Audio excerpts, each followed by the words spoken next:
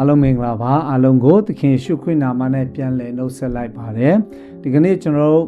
ဆက်လက်ပြီးတော့မှလေ့လာသင်ယူဖို့ရန်အတွက်ဗျာဒိတ်ချံခန်းကြီးနဲ့အငယ်ရှိကနေ7ထိပေါ့နော်စမုရဏအသင်းတော်ဆိုတဲ့အကြောင်း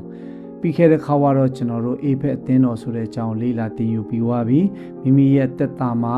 အမှန်တကယ်လက်တွေ့လိုက်လျှောက်ဖို့ရန်အတွက်လိုအပ်တဲ့အရာတွေပေါ့နော်ကျွန်တော်တို့သင်ယူစရာတွေခွန်အားယူစရာတွေကျွန်တော်လေ့လာခဲ့ပြီးအချက်၄ချက်နဲ့ဒီခေါက်လဲကျွန်တော်အချက်၄ချက်နဲ့ကျွန်တော်ဆက်လက်ပြီးတော့မှပြင်ဆင်ထားတယ်စမုရဏအသင်းတော်ဆိုတာကနော်ဒီစမုရဏအသင်းတော်ကိုကျွန်တော်ခြုံပြီးတော့မှလေ့လာကြည့်မယ်ဆိုရင်ဒုက္ခဆင်းရဲထဲမှာရှိနေတဲ့စမုရဏအသင်းတော်ကဲ့သို့နော်ယုံကြည်သူတွေရဲ့တစ္ဆာရှိမှုတွေနော်ဒီအရာတွေကိုကျွန်တော်တို့လေ့လာသင်ယူရမှာဖြစ်တယ်ဒီနေရာမှာစမုရဏအသင်းတော်ကကြံတဲ့အသင်းတော်နောက်ထပ်တစ်ပါးကဲ့သို့ပေါ့နော်သခင်ယေရှုရဲ့အပြစ်တင်ခြင်းကိုလုံးဝကင်းလွတ်တဲ့အသင်းတော်ဖြစ်တယ်ပေါ့နော်သူရဲ့ထူခြားချက်ကပြီးတော့မှဒီနေရာမှာဆိုရင်ကျွန်တော်ဆက်လက်ပြီးတော့မှ၄ချက်အနေနဲ့ဆက်လက်ပြီးလေ့လာကြည့်အောင်ပေါ့နော်ဆိုတော့နံပါတ်1အနေနဲ့မိမိကိုယ်ကိုမိတ်ဆက်ခြင်းပေါ့နော်အဲ့ဒီနေရာမှာသခင်ယေရှုကသူ့ကိုယ်သူ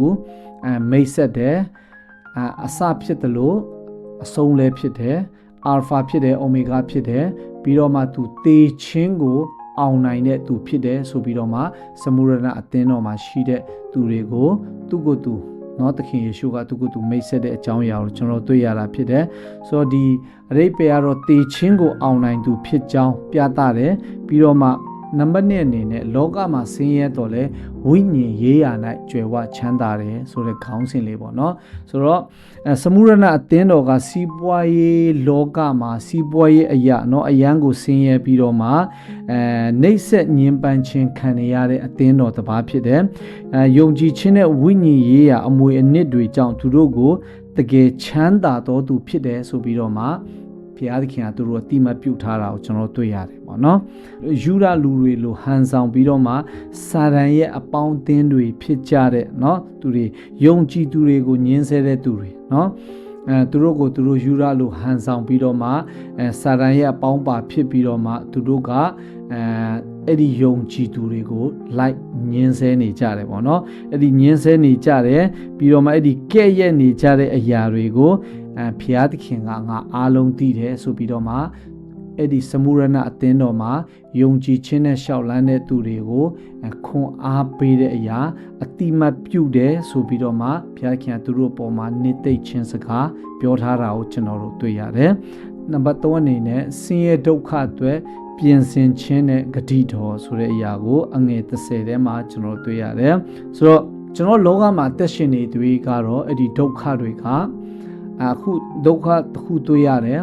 တက်လုံးဒီဒုက္ခပျောက်သွားမှာမဟုတ်ဘူးเนาะနောက်ထပ်ဒုက္ခတစ်ခုပြီးတစ်ခုကျွန်တော်ကြုံတွေ့ရမှာဖြစ်တယ်ဆိုတဲ့အကြောင်းကိုလည်းကြိုတင်ပြီးတော့မှသတိပေးထားတွေ့ရတယ်ဆိုတော့ဒီနေရာမှာကျွန်တော်တို့နံပါတ်3ရဲ့အငယ်1ပေါ့เนาะနံပါတ်3ကိုကျွန်တော်စပွိုင်အနေနဲ့ပြန်ယူလိုက်မယ်ဆိုရင်ငယ်1ထဲမှာဆိုရင်10ရက်ပတ်လုံးပေါ့เนาะ10ရက်ပတ်လုံးဆိုတဲ့အရာကအကန့်အသတ်မရှိတဲ့အချိန်ကာလတစ်ခုကိုဆိုလိုတာဖြစ်တယ်ဒုက္ခကထာဝရမဟုတ်ဘူးခဏပဲဆိုပြီးတော့မှအားပေးထားတာကိုတွေ့ရတယ်ဆိုတော့အဲ့ဒီဒုက္ခကအကန့်အသတ်မရှိဘူးအချိန်ကာလတစ်ခုပေါ့နော်ကျွန်တော်အခုအရန်ဒုက္ခရောက်နေတဲ့အစင်မပြေမှုတွေများစွာနဲ့ကြုံတွေ့နေရတယ်ဒီဟာကထာဝရအနေနဲ့တွားနေမှာမဟုတ်ဘူးဒီဒုက္ခခဏတာဖြစ်တယ်နောက်ကြရင်နော်အစင်ပြေမှုတွေကဆက်လက်ပြီးတော့မှအနာဝနေလိုက်လာမှာဖြစ်တယ်ဆိုပြီးတော့မှဒီကျမ်းပိုက်မှာလည်းဆက်လက်ပြီးတော့မှဘုရားသခင်ဟာစမုရဏအသင်းတော်မှာရှိတဲ့တင်းသူတင်းသားတွေကိုဒီလိုမျိုးသူခွန်အားပေးထားတာကိုတွေ့ရတယ်ပြီးတော့မှ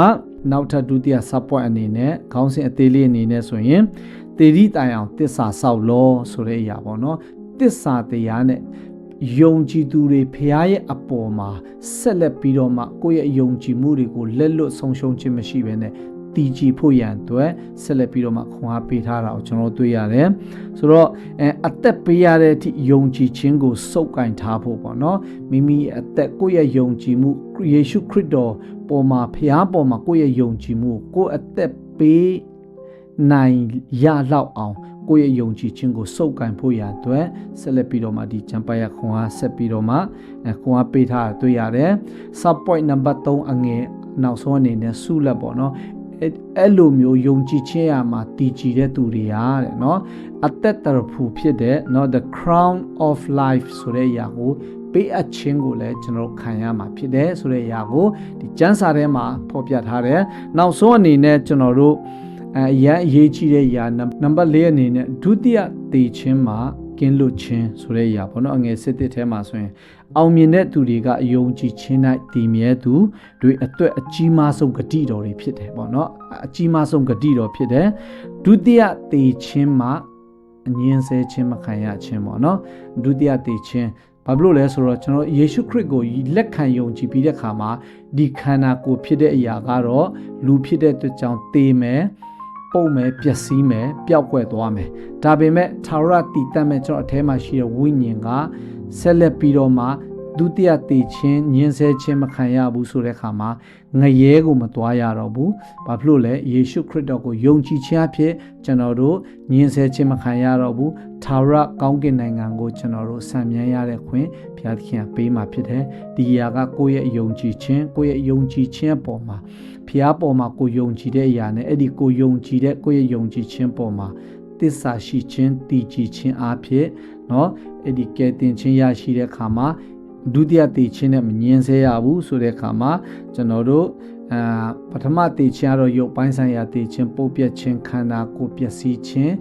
ကွယ်ပြောက်သွားခြင်းဖြစ်မယ်ဒါပေမဲ့ထာဝရငရဲလို့ခေါ်တဲ့เนาะဒုတိယတည်ခြင်းကနေကျွန်တော်တို့လုံးဝလွတ်မြောက်ခွင့်ရမှာဘာဖြစ်လို့လဲဆိုတော့သခင်ယေရှုကိုမိမိရဲ့ကယ်တင်ပိုင်ရှင်ဖြစ်ယုံကြည်လက်ခံတဲ့အခါမှာ